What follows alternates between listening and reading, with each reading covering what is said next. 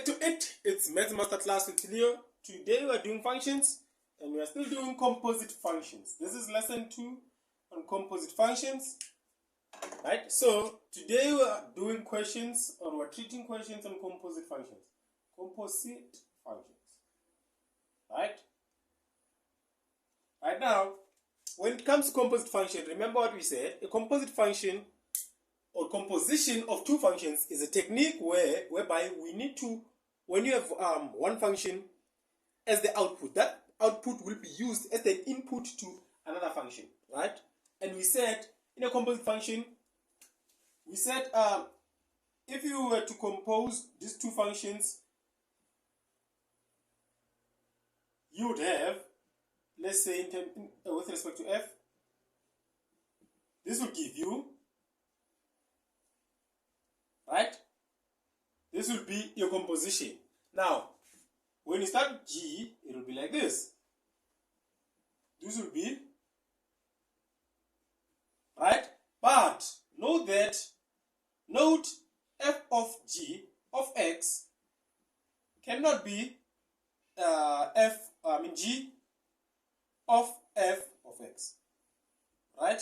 They can never be equal. So now, today we're treating questions on that. This is the topic is composite function, lesson 2. Now, let's say you're given f of x, f of x is equals to x squared minus 1. And then you're also given g of x, which is equals to 2x minus 1, right? They want you to do what? They want you to compose this function. They want you to compose this function. What will you do? For you to compose this function, you would say, if I'm composing it with f of g of x, I'm going to have 2x minus 1 squared minus 1, right? Because now, this output will be the input in this function. This output will be the input in this f of x function. So it's like having inputting where there's x here, you are inputting 2x minus 1, right? So this will give you, if I expand, or if I expand, let's say 2x minus 1, 2x minus 1, right? Minus 1. This will give me 4x squared minus 2x minus 2x plus 1 minus 1. This will be 4x squared minus 4x. This will be 0 plus 0. This gives me 4x squared minus 4x. That is my solution, right? I've done my composition with, let's do it with g of f of x. When I compose this, what will I have? I'll have 2 into x squared minus 1 minus 1. This will be 2x squared minus 2 minus 1. This gives me 2x squared minus 3, right? You can clearly see that f of g of x cannot be equal to what? G of f of x, right? They are not equal. Clearly you can see this is 4x squared minus 4x. This is 2x squared minus 3. They are not equal, right? Let's check another question. Let's say you are given f of x, your f of x is equals to square root of x minus 8, and g of x you are given x squared. G of x is x squared, right? They want you to compose this f g of x. When I compose it with f g of x, what will I have? I still have the square root, right? I still have the square root. Then where is x? I have x squared minus 8, right? This is what I have. Can I simplify it further? I can't, right? That's it. That's my composition. Then now, let's say I want to compose it with g of f of x. This will be square root of x minus 8 squared, right? Then this will give me x minus 8. That is my solution. You can clearly see that this solution is not equals to what? This solution is not equals to your f of g of x is not equals to your g of f of x. They are not equal, right? They are not equal. You can clearly see that, right? So now, after that, let's focus on, we'll do more problems when we do domain, because most questions they ask you to calculate the domain or to identify or to determine the domain of the composition. For you to determine the domain of the composition, you need to be able to do a composition, right? There are few procedures. There are few steps that you need to follow when you are doing the domain of the composition, right? Say the domain of a composite function. Domain of a composite function. The domain of a composite function, right? First step, when you are identifying the domain of the composite function, you need to identify the domain of each function, right? Or identify the domain of each function. This is what we were doing. This is what we did it in our previous or lesson 2 on functions. We did what you call the domain, right? We're calculating the domain of individual equations. Second step, rewrite the composite function, right? Or rewrite the composition, or determine the composition. You need to determine the composition. This is what we were doing just a few minutes ago. Same things that we were doing. For example, say you want x. This is when you're determining the composition, right? This is how you determine a composition, right? Step number 3, don't forget the steps when you're identifying the domain of the composition. Step number 3, replace every x in the outside function f with the inside function g and simplify. Okay, this is what we're doing.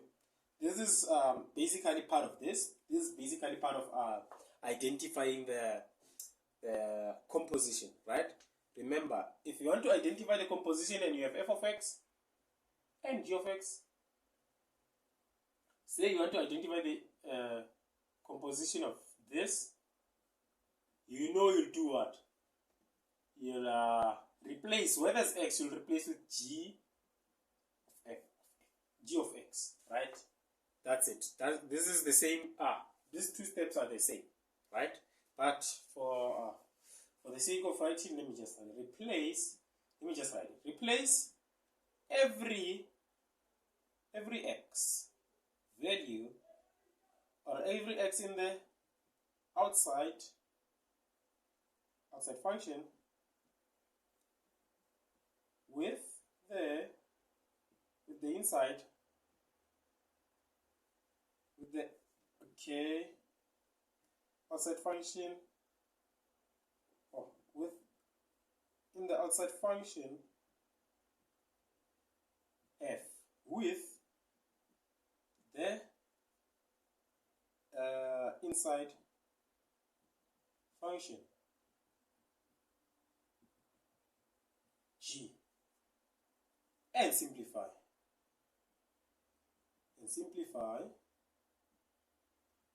Right? Then now, fourth step, what do we say? Step number 4, they're saying determine the domain of the composite while taking into consideration the domain of f of x, right? determine the domain of the composite,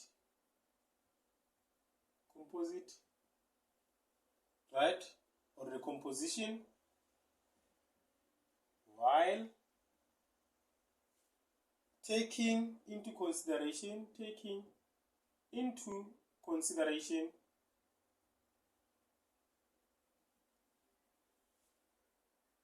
the domain of f of x, right? So now these are the steps that you need to follow when you are determining the domain of a function, right? And there are things that you mustn't forget when you're calculating the domain of these functions, right?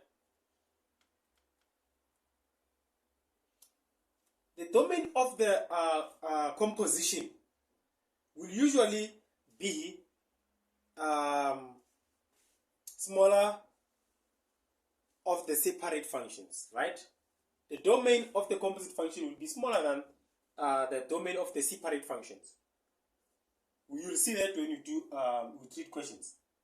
For example, let's take the previous question that we did. We said g f of x is equal to square root of x minus 8, right? Then g of x is equal to x squared, right? So let's try to calculate the domain of this while using the following steps. While using the steps, right? How will you do? The first step, write down the domain of each function. That is the first step. Write down the domain of each function. So the domain, let's say the domain of f of x. What will be the domain of f of x? Right? The domain of f of x. The domain of f of x, you'll say, look at the first thing that you must remember. In this bracket, you can never have, in this in this radical sign, you can never have what you call a negative. Because if you have a negative in this radical sign, your function will be undefined or it will give you math error. So, the first thing that you can see, if I go below 8, I'm going to have a negative. If I go below 8, I'm going to have a negative. So that will affect, or that will give me math error. So the first point that I'll have is 8 and greater, right? It should be 8 and greater. So I can write it like this. X is greater or equal to 8, right? X is greater or equal to 8. Or you can write it like this. X, right? X, then this should be positive. Then x is greater or equal to 8. X is the element of real numbers. Right? You can write it like that.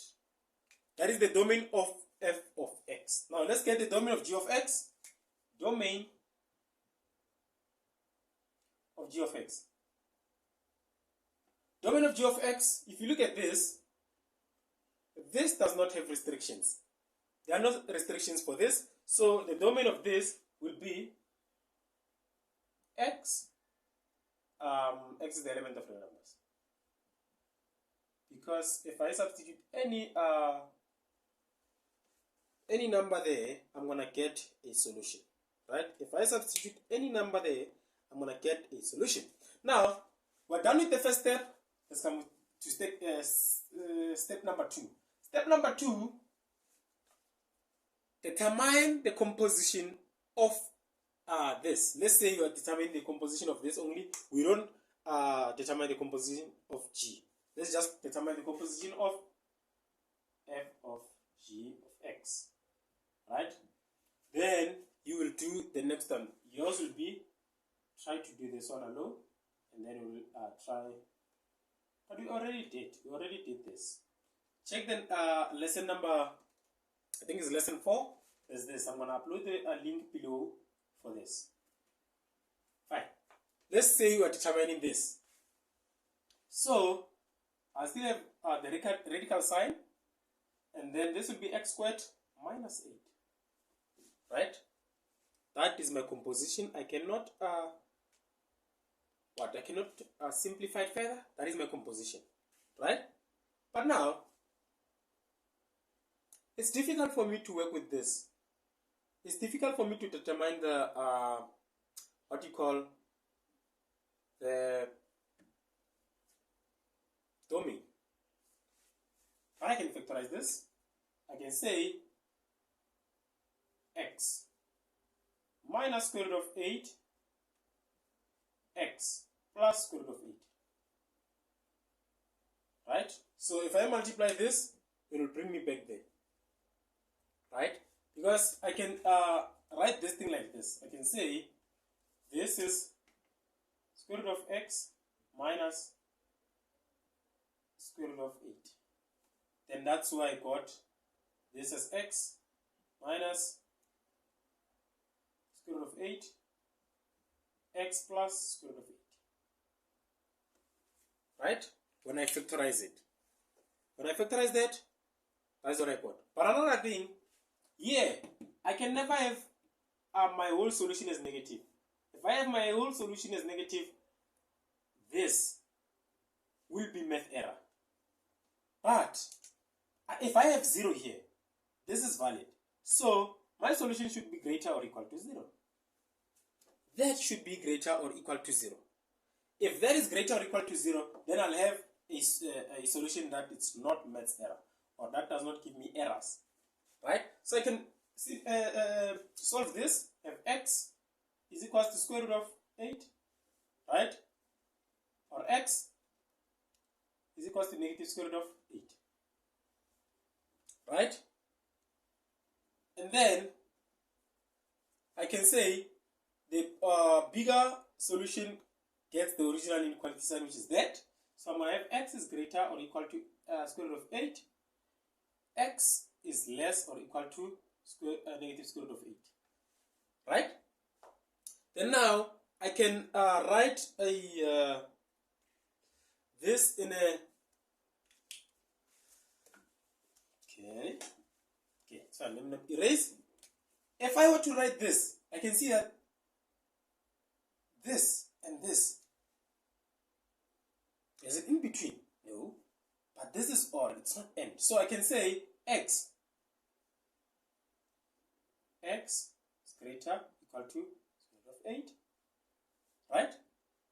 X is greater or equal to square root of 8, and x element of real numbers. Then or x is greater, x is less or equal to square root of negative 8. X is the element of real numbers. Let me just erase this so that you can see. Let me just erase this. That is how you write your solution. That is your domain of the this question, right? And if you can compare the domain, this domain, and the domain of each function, you can see that this domain is less. This domain is less. This is greater. This is also greater. But this is less. Right? I hope you understand. Make sure to like, subscribe, and share the content with your friends. See you in the next video. Tango!